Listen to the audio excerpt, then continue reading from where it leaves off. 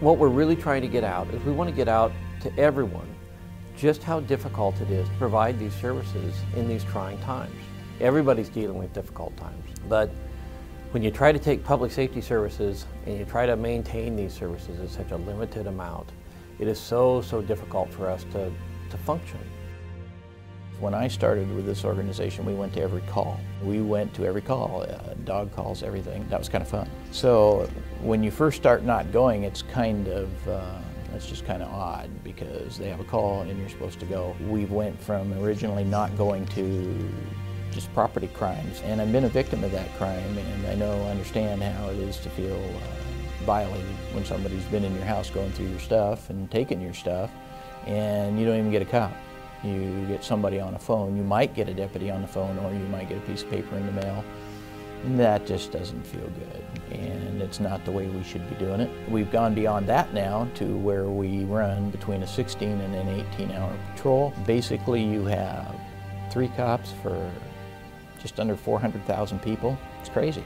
It's absolutely crazy, and it's dangerous. If the parties are separated, that could be hours down the road.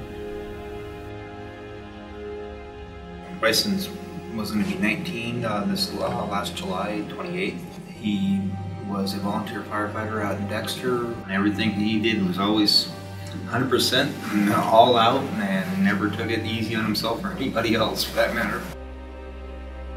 My ex gave me a call. It was about 11:30, almost 12 o'clock. We got the call. She got a call that Bryson was in an accident, so we weren't extremely concerned about it until she got to the hospital, and that's when she called me back about an hour, a little bit over an hour later, and told me that he didn't make it. I talked to a couple of the officers that were on scene that night, and finding out the guy that did it didn't stop, just kept on going, and left my little guy there on the side of the road.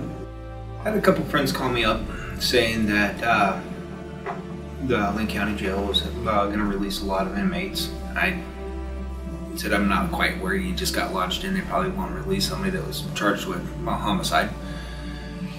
And then when I got a phone call from a news agency asking me about my opinion on it, what was going on, I started getting a little concerned, and then I found out that he was released.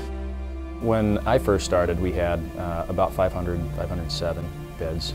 Today we have very few that we can actually hold people in, and that's part of the revolving door problem we have. You can't lock up and punish the people.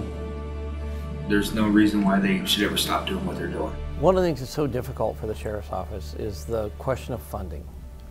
How does it get funded? Why is it so woefully underfunded? Why did we get here? One of the problems is that the county, Lane County, has been very dependent on federal monies for many years. The federal monies simply have run out. We're going from $60 million a year or better to maybe $3 million a year. So that's what you're living on. That's the difference. When the federal save comes in at the 11th hour, it's minuscule compared to what we used to have and what we need for our services.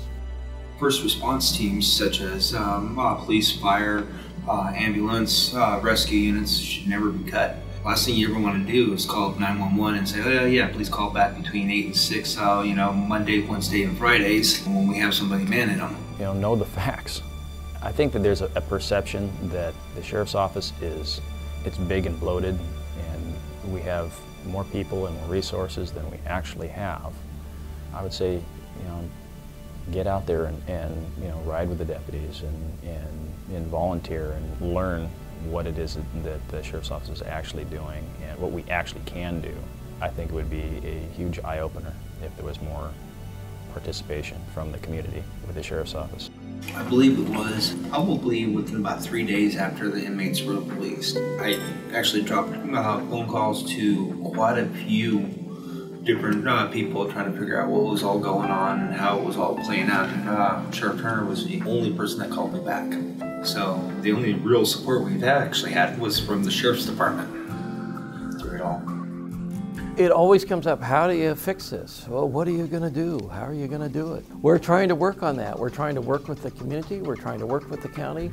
We're trying to work with the political entities. We're trying to get to that position. What is it exactly that we need to do to increase this? What we need is a new revenue stream. We need more money to operate services, even at the absolutely abysmal rate that we operate right now. This won't last because inflation keeps going up, our costs keep going up, and unfortunately the services will continue to go down when you're in that position. There's just no way around that.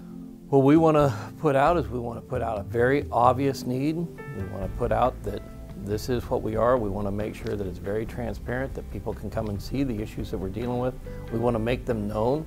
When you deal with that, and you think about the issues that are going to happen, you have limited personnel, limited jail space, a huge area, and some very remote spaces. It's not if the catastrophe is going to happen, it's when.